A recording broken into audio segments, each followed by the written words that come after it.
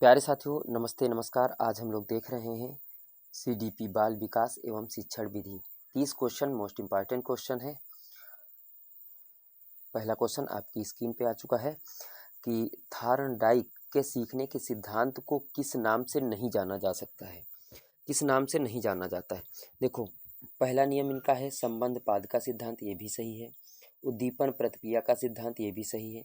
प्रयत्न एवं भूल का सिद्धांत, ये भी सही है। यानी ये तीसरा नियम आपका नहीं है कि अनुकूलित अनुक्रिया का सिद्धांत, ये नहीं है। ऑप्शन आपका कौन सा सही हो जाएगा मित्रों? तीसरा ऑप्शन आपका सही हो जाएगा। अगला प्रश्न है कि बालकों की शिक्षा में रुचि के साथ साथ निम्नलिखित में से किसका स्थान महत्वपूर्ण माना जाता है? तो अभिवृत्ति का। ऑप्शन आपका पहला सही हो जाएगा। अगला प्रश्न आपका लिखा है कि पोर्टियस भूलया परीक्षण निम्नलिखित में से किस बुद्धि परीक्षण में गिना जाता है? ये गिना जाता है कि अवाचित समूह बुद्धि परीक्षण। ऑप्शन आपका ए सही है, यानी एक सही है। अगला प्रश्न है कि किशोरों की सबसे नाजुक एवं संवेदनशील समस्या क्या होती है? ये होती है यौन। ऑप्शन आपका चौथा सही हो जाएगा। अगला प्रश्न है कि मानसिक रूप से स्वस्थ बालक की विशेषता होती है, क्या होती है? आत्मविश्वास। ऑप्शन आपका तीसरा सही हो जाएगा। अगला प्रश्न प्यारे साथियों है कि वाइगोत्स्की के सिद्धांत में विकास के किस पहलू की उपेक्षा होती है? तो जैव विकास। ऑप्शन आपका तीसरा सही हो जाएगा। अगला प्रश्न है कि शरारत करने वाले बालकों को सही रास्ते पर लाने के लिए शिक्षक के रूप में आप क्या करेंगे? आप क्या करेंगे? तो उसे कक्षा में सबसे आगे बैठाएंगे। ऑप्शन आपका पहला सही हो जाएगा। अगला प्रश्न आपका है कि जो प्रेरक सीखे जाते हैं उसे क्या कहते हैं? उसे क्या कहते हैं? तो अर्जित प्रेरक। ऑप्शन आपका पहला सही हो जाएगा। अगला प्रश्न लिखा हुआ है कि शिक्षण प्रक्रिया के दौरान उदाहरण देने का लाभ नहीं है। क्या लाभ नहीं है? क्या लाभ नहीं है? पाठ की सज्जा हेतु आवश्यक। ऑप्शन आपका तीसरा सही है। अगला प्रश्न आपका लिखा है कि पूर्व प्राथमिक कक्षाओं में बालक के समायोजन संबंधी कारक हैं। क्या कारक होते हैं? कि अलग अलग बालकों के साथ खेलने की प्रवृत्ति का विकास। ऑप्शन आपका तीसरा सही है। अगला प्रश्न लिखा हुआ है साथियों, किसी बालक का साक्षात्कार लेते समय साक्षात्कार लेने वाले के लिए आवश्यक है कि क्या आवश्यक है? देखो, वह बालक की व्यक्तिगत रुचियों को जानने की कोशिश करे, वह बालक की अच्छी बुरी आदतों को जानने की कोशिश करे, बालक का अपनत्व को अनुभव करे, यानी उपरोक्त सभी। चौथा ऑप्शन आपका सही हो जाएगा। ठीक है प्यारे साथियों, चौथा ऑप्शन आपका सही हो जाएगा। अगला प्रश्न है कि अध्यापक की सर्वाधिक उपयुक्त उपमा दी जा सकती है, किसको दी जा सकती है? माली से। ऑप्शन आपका तीसरा सही हो जाएगा प्यारे साथियों। अगला प्रश्न आपका लिखा हुआ है कि निम्न में से क्या व्यवसाय परक शिक्षा का लक्ष्य है? तो क्या लक्ष्य होता है? शिक्षा के साथ व्यवसाय की जानकारी हो। ऑप्शन आपका चौथा सही है। अगला प्रश्न है अनुभव तथा प्रशिक्षण द्वारा व्यवहार में परिवर्तन ही अधिगम है, यह कथन किसका है? तो यह कथन है गेट्स महोदय का। ऑप्शन आपका दूसरा सही है। अगला प्रश्न है कि आदर्शवाद में सबसे महत्वपूर्ण क्षेत्र क्या होता है? क्या होता है? उद्देश्यों का क्षेत्र।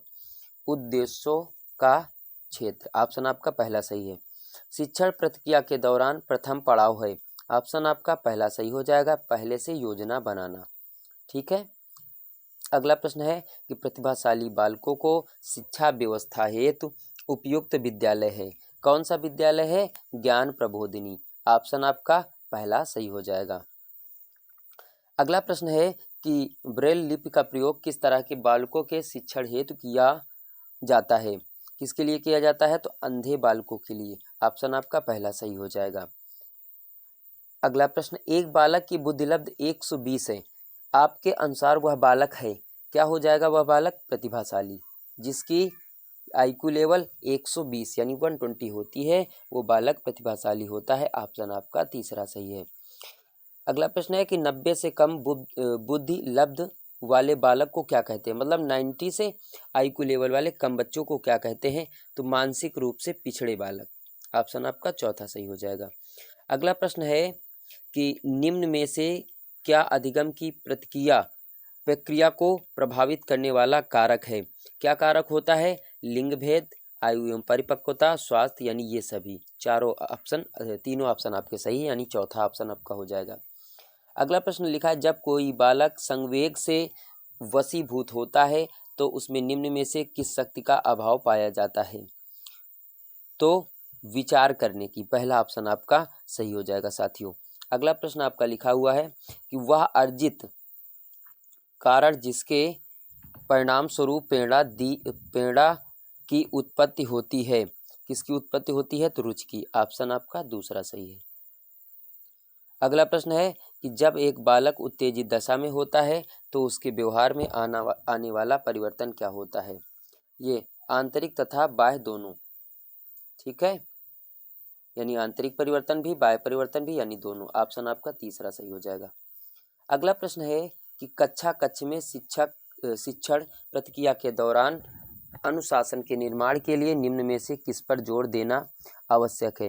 किस पे जोर देना आवश्यक है? बालकों की उन आवश्यकताओं की पूर्ति करना जिसके फलस्वरूप दुर्व्यवहार की उत्पत्ति होती है। अगला प्रश्न है कि मूल प्रवृत्ति का अभिप्रेरक से संबंधित सिद्धांत निम्न में से किसने प्रतिपादित किया था? यह है मैकडूगल, ऑप्शन आपका तीसरा सही हो जाएगा।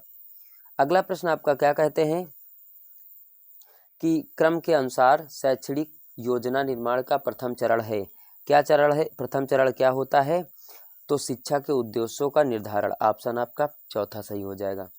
अगला प्रश्न है कि जीवन में सफलता प्राप्त करने के लिए आवश्यक है, क्या आवश्यक है? कि परिस्थितियों में सुंदर समायोजन, ऑप्शन आपका चौथा सही है। अगला प्रश्न है कि भाषा के विषय में निम्न में से क्या अभिव्यक्ति सत्य है? तो विचार विनिमय का माध्यम, ऑप्शन आपका दूसरा सही हो जाएगा। आज का अंतिम प्रश्न प्यारे साथियों कि पाठ्यक्रम से संबंधित शिक्षा के सामान्य उद्देश्यों के विषय में निम्न में से क्या तर्क प्रस्तुत किया जाता है? क्या तर्क प्रस्तुत किया जाता है? तो बालक को नागरिकता एवं सामाजिक कुशलताओं का प्रशिक्षण प्रदान किया जाए, ऑप्शन आपका तीसरा सही हो जाएगा। प्यारे साथियों, CDP के आपको मैंने 30 क्वेश्चन बताए हैं। कमेंट करके बताना कि आप लोगों को क्लास कैसी लगी। नमस्कार प्यारे साथियों।